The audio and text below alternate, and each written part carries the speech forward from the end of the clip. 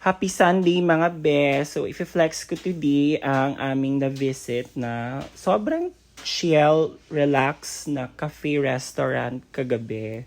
So, the name is Kubli Cafe Bistro. So, ayan, di ba, pagpasok pa lang, grabe na yung smiles nila ate. So, very welcoming ang mood at saka, ano siya parang maluwag, hindi masikip yung feeling.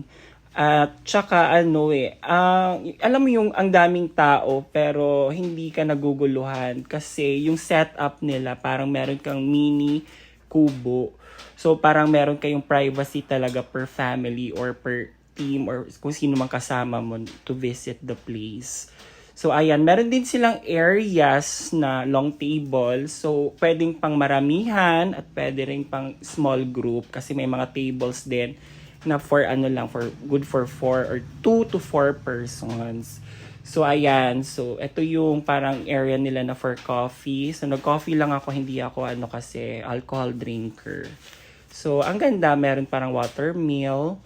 So ayan, may parang pa sila water well. So ito na yung sa likod na part, ito yung restroom. At saka yung very impressed ako sa restroom kasi hiwalay siya.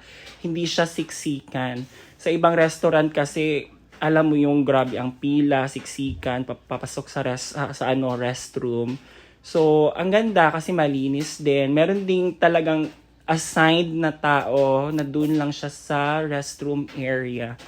And yun nga, yun 'di ba, very important sa atin lalo na mga mahilig kumain. So yung talaga restroom dapat malinis. So ito yung parang sa loob ng restaurant nila. So meron din silang mini bar doon. So kung solo ka lang, if you just want to have your drink, at saka siguro pika-pika, ayan. So meron silang bar.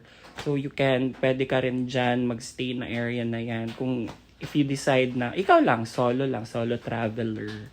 So ayan, so sa labas, malaki area. And meron silang live performers. So makinig tayo kay Ma'am. Bigyan natin ng fairness, ang galing-galing nito. Ito po.